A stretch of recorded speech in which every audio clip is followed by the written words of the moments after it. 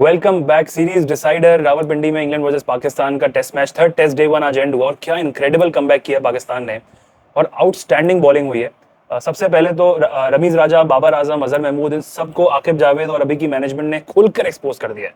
ये वो तीन लोग हैं जिन्होंने मिलकर हमारे क्रिकेट का एक जनाजा निकलवा दिया था और कहते थे पाकिस्तान की पिच पे कुछ है ही नहीं, यही है जो है भाई, फ्लैट पिच पे खिलाते थे, फट्टे वाली पिच पे। और रमीज राजा तो अजहर महमूद तो ये भी कह चुके थे ऑन रिकॉर्ड कि हमारे पास तो स्पिनर ही नहीं है जो 20 आउट कर सके। 90 ओवर साजिद खान और नुमान अली ने कराए, 90 ओवर। अभी 9 विकेट ली हैं, पिछली दफा 20 विकेट, 29 विकेट ले चुके हैं दोनों मिलकर, और ये कहते थे 20 विकेट लेने वाले बंदे नहीं है।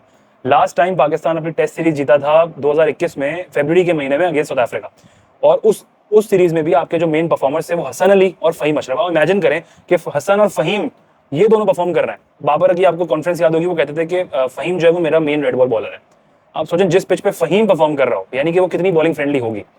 और उसी सीरीज में जो सीरीज पाकिस्तान जीत गया था उसमें बाबर आजम की कोई एवरेज थी 25-26 की। फिर बाबर आजम के अंदर एक हलचल मची, उन्होंने कहा नहीं भाई मुझे तो 100 मारनी है, मुझे तो 50 मारनी है, 150 बनाने, 196 बनाने अगेंस्ट ऑस्ट्रेलिया। ऑस्ट्रेलिया आ रही थी, अब जाहिर है जरा भी बॉलिंग फ्रेंडली कंडीशंस होंगी तो Mitchell Starc, PAT Cummins, Hazlewood, Nathan Lyon, इन्होंने तो सीधा कर देना है फौरन, तो फ्लैट पिच बनाना शुरू कर दी। और मुझे अभी तक वो याद है, पाकिस्तान ऑस्ट्रेलिया का पहला टेस्ट मैच रावलपिंडी में 5 दिन पूरे हो गए थे, तीसरी इनिंग्स खत्म नहीं हुई थी, इतनी गंदी पिच बना दी थी इन्होंने, इतनी गंदी।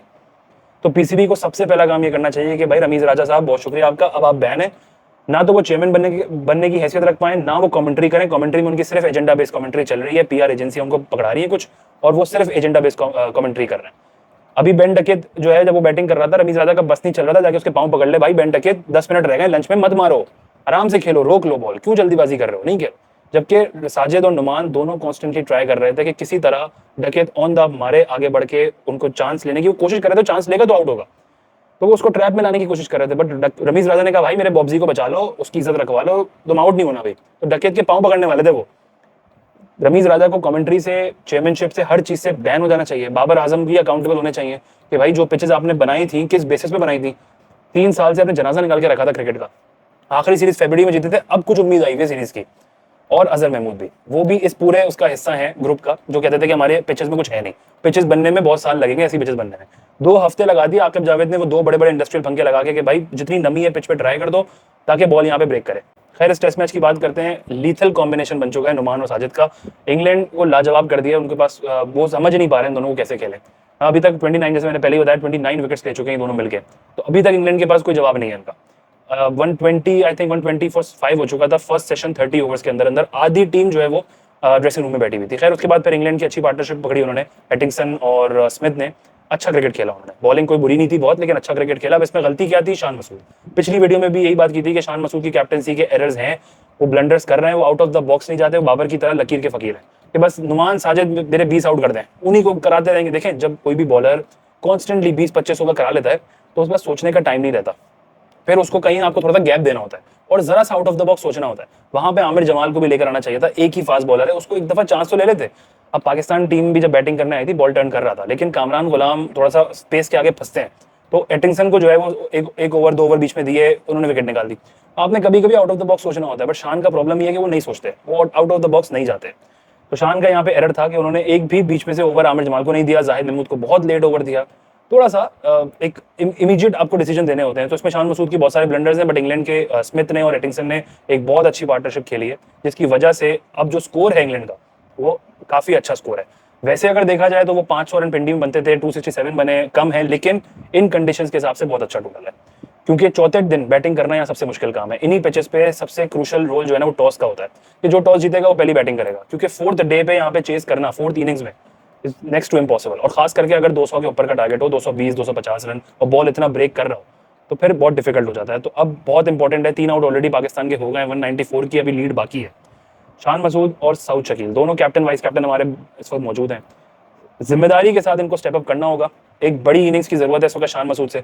अगर शान मसूद, अब देखें 3 ऑस्ट्रेलिया के साथ, 2 बांग्लादेश, 2 इंग्लैंड, 7 मैचेस खेल चुके हैं, 150 रन बनाए उन्होंने। अब एक बड़ी इनिंग्स की यहाँ पे कैप्टन की जो है ना लीडिंग फ्रॉम द फ्रंट, वो नजर आनी चाहिए सऊद शकील की तरफ से भी। तो इन दोनों को कल पहला सेशन अच्छा खेलना पड़ेगा, 100 रन बनाने पड़ेंगे कम से कम भी अपने, ताकि हम प्लान कर सकें कि भाई हम अगर 267 की लीड पूरी करते हैं और 400 रन तक बना लेते हैं, यानी 130 140 की लीड अगर इंग्लैंड को दे दी, तो फिर हम गेम में रहेंगे। अगर हम खुदा ना खास्ता लीड से पहले आउट हो गए और इंग्लैंड के पास 20 25 30 रन की भी लीड हुई, और वहां से उन्होंने 170 180 बना के 220 रन का भी टारगेट दे दिया, तो फिर पाकिस्तान फंस जाएगा। तो चेज करना चौथी इनिंग्स में पाकिस्तान के लिए वैसे ही बहुत मुश्किल काम है। तो इंपॉर्टेंट ये होगा कि आपने सम हाउ लीड पूरी करनी है, किसी तरह से 200 150 रन 120 रन या इवन 100 रन की भी अगर इंग्लैंड को लीड दे दें, तो इंग्लैंड ने वो 100 बनाने के बाद कम से कम 250 बनाने होंगे, यानी कि 350 बनाने होंगे। तो वहां पे पाकिस्तान को पकड़ सकता है, वहां पे पाकिस्तान कोशिश कर सकता है कि इनको 100 150 रन के टारगेट तक रोक दे।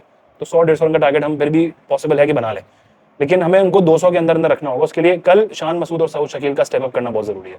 तो बहरहाल डे 2 होगा, वो बहुत इंपॉर्टेंट होगा। जो फर्स्ट सेशन है वो सबसे इंपॉर्टेंट है कि अगर शान और सऊद सर्वाइव कर लेते हैं तो नीचे हमारी बैटिंग डेप्थ अच्छी है। आमिर जमाल तक बैटिंग है, फिर नुमान और साजिद, ये पिछले मैचेस में बड़ा क्रूशियल रोल प्ले किया इन्होंने पिछले सेकंड टेस्ट मैच में, और मैच जीतने की एक वजह ये दोनों थे जिन्होंने आके बड़े इंपॉर्टेंट रन स्कोर किए थे। नुमान अली ने भी और साजिद खान ने भी, दोनों ने सलमान आगा के साथ पार्टनरशिप बिल्डअप की थी। तो बैटिंग डेप्थ तो हमारी काफी है, लेकिन इंपॉर्टेंट ये होगा कि कल पहला सेशन शान और सऊद सर्वाइव करें। अगर कल पहले ओवर में भी 2 विकेट या 1 विकेट गिर गई तो फिर इंग्लैंड जो है ना वो गेम में होगा, और इंग्लैंड ऑलरेडी एडवांटेज पे है, 3 आउट वो कर चुका है, टॉस जीत चुका है, चौथी इनिंग्स उनको बैटिंग करनी नहीं है, चेज करना नहीं है। तो अभी इंपॉर्टेंट है कि पहला सेशन जो है वो सर्वाइव हो, और उसके बाद फिर हम किसी तरह से 380 से 400 तक के स्कोर को बनाने का टारगेट अपना पूरा करें।